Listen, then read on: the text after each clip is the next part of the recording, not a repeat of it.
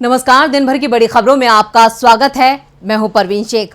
आज इस बुलेटिन में बात होगी कर्नाटक में कांग्रेस के ताबड़तोड़ प्रचार की, कपिल सिब्बल के निशाने पर आए चुनाव आयोग की, बात करेंगे पहलवानों के समर्थन में किसानों के हल्लाबोल की, मणिपुर को लेकर विपक्ष के निशाने पर आई मोदी सरकार की, साथ ही जानेंगे कब शरद पवार और नीतीश करने वाले हैं मुलाकात। और बुलेटिन के आखिर में बात हो गई निचली अदालतों के जजों पर सुप्रीम कोर्ट की टिप्पणी की। इसके साथ ही और भी कई बड़ी खबरों से आपको करवाएंगे रूबरू, लेकिन तमाम बड़ी खबरों से पहले एक नजर सुर्खियों पर।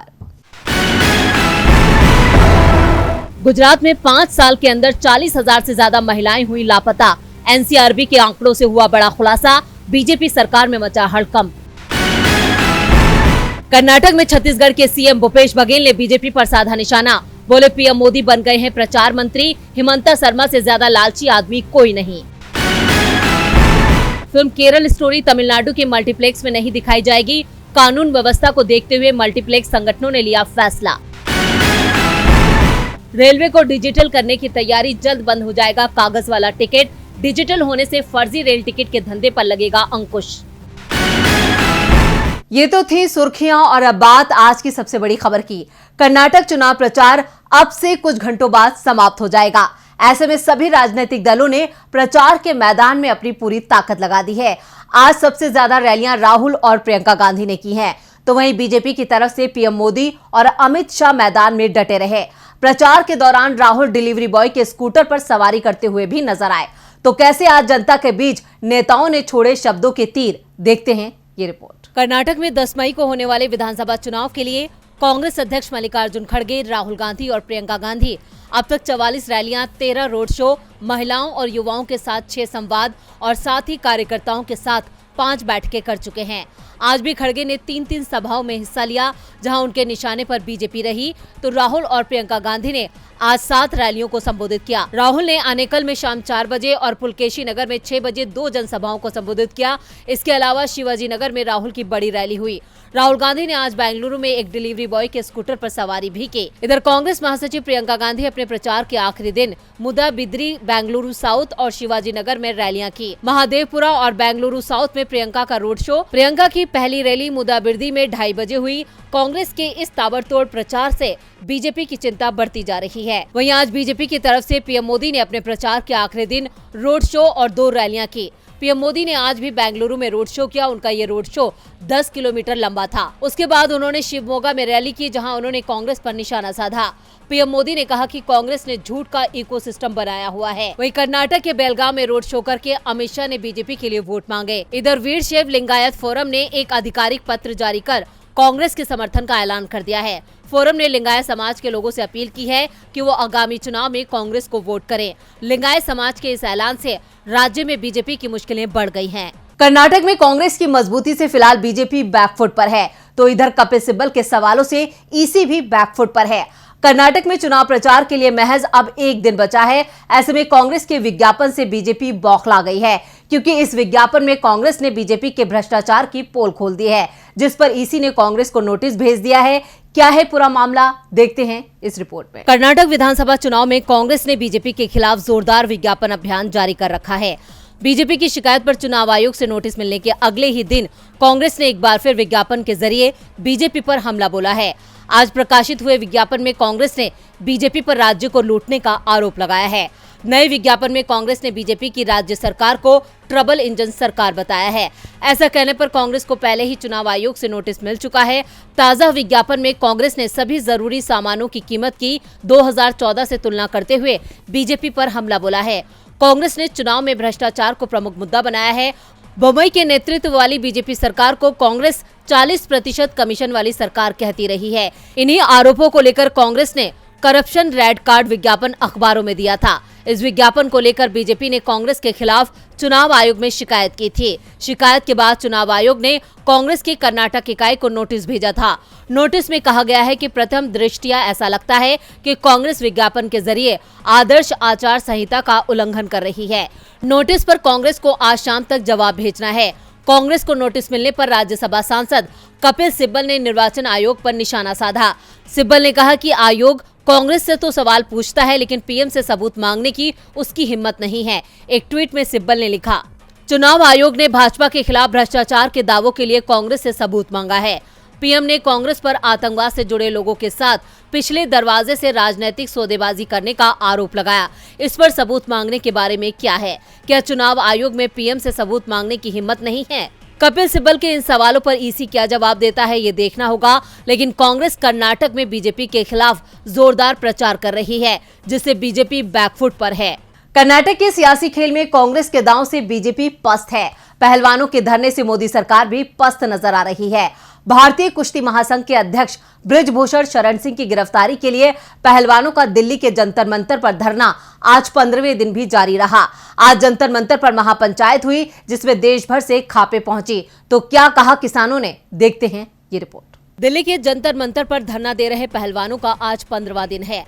पहलवानों के लिए आज का दिन काफी अहम था। अपनी मांगों को लेकर धरना दे रहे पहलवानों को आज देश भर की खाप पंचायतों के प्रतिनिधि और प्रधान का भी समर्थन हासिल हो गया, जिसके लिए हरियाणा, पंजाब, उत्तर प्रदेश सहित राजस्थान के किसानों और खाप संगठनों के बीच पिछले कई दिनों से बैठकें चल रही थी। वहीं किसान नेता राकेश टिकैत भी पहलवानों के समर्थन में धरना स्थल पर पहुंचे और मोदी सरकार को घेरते हुए जमकर निशाना साधा। उन्होंने कहा, हमारा पहलवानों को पूरा समर्थन है। हम आज पहलवानों से मिलकर आगे की कार्रवाई पर चर्चा करेंगे। भारतीय कुश्ती संघ के अध्यक्ष बृजभूषण शरण सिंह को गिरफ्तार करना चाहिए। आखिर मोदी सरकार की आलोचना क्यों नहीं हो रही है? क्या इस पर अब हमें राहुल गांधी की आलोचना करनी चाहिए? मैं पूछता हूं कि अभी तक बृजभूषण सिंह की गिरफ्तारी क्यों नहीं की गई? इन सब का भूत उतारना पड़ेगा। इसे उतारने के लिए कभी कभी मिर्च का उपयोग करना पड़ता है, नहीं तो कभी कुछ और भी करना पड़ता है। पहलवानों के समर्थन में आज भाकियू के अध्यक्ष नरेश टिकैत भी पहुंचे, जहां उन्होंने पहलवानों के बयान सुने और चर्चा की। किसानों का पूरा समर्थन इस बार पहलवानों के साथ है और पहलवानों को इंसाफ दिलाने में पूरा जोर लगाएंगे। राकेश टिकैत ने पहलवानों को भरोसा दिलाया है कि वो इस मुद्दे पर पहलवानों के साथ हैं। आंदोलन के रोड मैप को लेकर बैठक भी जारी है। हम लोग चर्चा करके इसके आगे की रणनीति पर काम करेंगे। खाप पंचायत और पहलवानों ने सरकार को चेतावनी दी है कि बृजभूषण को 15 दिन में गिरफ्तार किया जाए, उसके खिलाफ जल्द से जल्द एक्शन लिया जाए। वैसे मणिपुर को लेकर कांग्रेस भी एक्शन में है। कांग्रेस ने मणिपुर के हालात के लिए बीजेपी को जिम्मेदार ठहराया है और राष्ट्रपति शासन की मांग की है। तो वहीं मणिपुर में हालात अभी भी तनावपूर्ण बने हुए हैं, जो बीजेपी सरकार के लिए बड़ी चुनौती पेश कर रहे हैं। मणिपुर में हालात तेजी से सामान्य होते जा रहे हैं। इम्फाल घाटी में बाजार खुलने लगे हैं, सड़क पर वाहन भी दिख रहे हैं, लेकिन कई स्थानों पर तनाव अभी भी बना हुआ है। राज्य में जनजातीय समुदाय और मैतेई समुदाय के बीच हुए टकराव के बाद से अब तक 54 लोगों की जान जा चुकी है।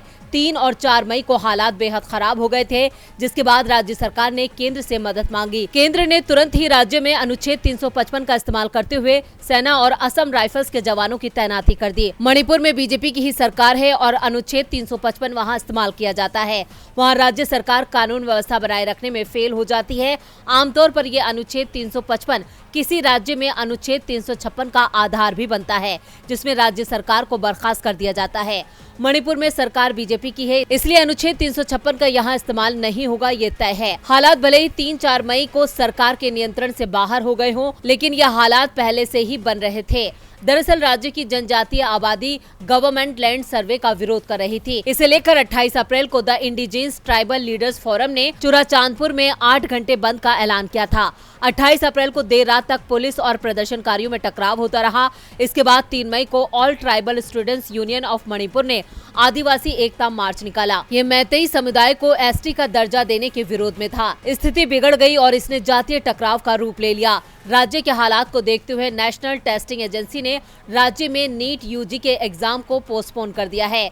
23,000 से ज्यादा लोगों को सुरक्षित निकाला गया है, जो सेना के राहत शिविर में रह रहे हैं। राज्य के 1100 लोग असम में शरण लिए हुए हैं। मणिपुर को लेकर छत्तीसगढ़ के सीएम भूपेश बघेल और कांग्रेस नेता शशि थरूर ने मणिपुर सरकार को बर्खास्त करने की मांग की है। मणिपुर के हालात 2024 के चुनाव में बीजेपी के लिए मुश्किलें खड़ी कर सकते हैं। मुश्किलें तो सीएम नीतीश भी बीजेपी के लिए खड़ी कर रहे हैं। 2024 लोकसभा चुनाव से पहले विपक्ष को एकजुट करने की कोशिश तेज हो गई है। कांग्रेस अध्यक्ष मल्लिकार्जुन खड़गे और बिहार के सीएम नीतीश कुमार पहले से ही विपक्षी एकता की कोशिश में जुटे हैं और अब शरद पवार भी सक्रिय हो गए हैं। क्या है पूरी खबर, देखते हैं ये रिपोर्ट। एनसीपी में खींचतान अब थम चुकी है। शरद पवार अध्यक्ष पद से इस्तीफा वापस ले चुके हैं और अब वो एक्शन में दिखाई दे रहे हैं। अपना इस्तीफा वापस लेने के बाद शरद पवार बारामती पहुंचे, जहां उन्होंने बीजेपी को हराने की रणनीति पर बयान दिया। उन्होंने कहा कि 2024 में होने वाले लोकसभा चुनाव में अगर विपक्ष एकजुट नहीं हुआ तो बीजेपी को हराना मुश्किल हो सकता है। ऐसे में हमें एकजुट होने की जरूरत है। उन्होंने कहा कि 10-11 महीनों में कई जगहों पर चुनाव होने वाले हैं, लोकसभा चुनाव भी होना है, इसलिए विरोधी दलों के नेताओं से मुलाकात करेंगे। उसके लिए उनसे न्यूनतम साझा कार्यक्रम बनाकर एक साथ लाने की कोशिश करेंगे। नीतीश कुमार, अरविंद केजरीवाल के चंद्रशेखर राव, ममता बनर्जी जैसे नेता विपक्ष को एकजुट करने की कोशिश कर रहे हैं। मैं न्यूनतम साझा कार्यक्रम बनाकर विपक्ष को साथ लाने में हिस्सा लूंगा। विपक्ष को एक साथ साधने की कोशिश में पहले ही बिहार सीएम नीतीश कुमार ने कमान संभाल रखी है। इससे पहले नीतीश कुमार के नजदीकी देवेश चंद्र ठाकुर महाराष्ट्र में शरद पवार और उद्धव ठाकरे से मिले थे, जिस दौरान नीतीश ने दोनों से फोन पर बात भी की थी। संभावना है कि इस हफ्ते ही अब नीतीश महाराष्ट्र में जाकर खुद पवार और उद्धव से मुलाकात करेंगे और बीजेपी के खिलाफ विपक्ष को एकजुट करने के लिए रणनीति तैयार करेंगे। विपक्ष की बढ़ती ताकत से बीजेपी के माथे पर चिंता की लकीरें बढ़ती जा रही हैं, तो उधर कांग्रेस ने आज सीएम केजरीवाल की चिंता बढ़ा दी है। दिल्ली की राजनीति में केजरीवाल का बंगला खबरों में बना हुआ है। सीएम आवास को लेकर आरोप प्रत्यारोप का सिलसिला जारी है। बीजेपी से लेकर कांग्रेस तक सभी पार्टियां सीएम केजरीवाल को इस मुद्दे पर घेर रही हैं। इस बीच कांग्रेस ने केजरीवाल पर बड़ा आरोप लगाया है। तो क्या है आरोप, देखते हैं इस रिपोर्ट में। कांग्रेस नेता अजय माकन ने आज प्रेस कॉन्फ्रेंस में दिल्ली के सीएम आवास को लेकर बड़ा खुलासा किया है। अजय माकन ने कहा, केजरीवाल खुद को आम आदमी दिखाने के लिए अपनी साइज से बड़े कपड़े पहनते हैं, 1 रुपए की कलम रखते हैं और चप्पल पहनते हैं। केजरीवाल का महल 45 करोड़ नहीं बल्कि 171 करोड़ का बना है। असल सादगी की मिसाल तो पूर्व सीएम शीला दीक्षित थी। अजय माकन यही नहीं रुके, उन्होंने आगे कहा कि केजरीवाल के मकान को फैलाने के लिए अधिकारियों के मकान गिराए गए और उन अधिकारियों के लिए CWG खेलगांव में 21 फ्लैट खरीदे गए, जिनकी कीमत 6 करोड़ रुपए प्रति फ्लैट है। इस खर्च को भी केजरीवाल के महल के खर्च में जोड़ा जाना चाहिए। कांग्रेस नेता यही नहीं रुके, अजय माकन ने आरोप लगाते हुए कहा, बजट में सीएम आवास पर 45 करोड़ या 171 करोड़ खर्च का कोई जिक्र नहीं किया गया। उन्होंने ये भी कहा कि नियमों की धज्जियां उड़ाते हुए इन्होंने हेरिटेज बिल्डिंग को गिराकर 2 मंजिला इमारत बना दी। इस दौरान 28 पेड़ काट दिए गए। तल्ख अंदाज में अजय माकन ने कहा, एफिडेविट देकर खुद को आम आदमी कहने वाले के घर में लाखों के पर्दे और करोड़ों के मार्बल लगे हैं। अजय माकन ने कहा, केजरीवाल के शराब घोटाले की पहली शिकायत कांग्रेस ने की थी। केजरीवाल सरकार भ्रष्ट है जो 171 करोड़ का खुद का महल बनवाए। वो किस बात का आम आदमी? लोकपाल को लेकर केजरीवाल अब चुप क्यों हैं? हर पार्टी को केजरीवाल का असली चरित्र समझना चाहिए। केजरीवाल भ्रष्टाचार के पैसे का इस्तेमाल कांग्रेस के खिलाफ कर रहे हैं और बीजेपी को मजबूत कर रहे हैं। इससे पहले बीजेपी ने दिल्ली के सीएम के आवास पर कथित तौर पर 45 करोड़ रुपए खर्च करने को लेकर उन्हें शाही राजा बताया था। फिलहाल अपने आवास को लेकर केजरीवाल बुरी तरह से फंसते नजर आ रहे हैं। और बुलेटिन के आखिर में बात निचली अदालतों को लेकर सुप्रीम कोर्ट की टिप्पणी की।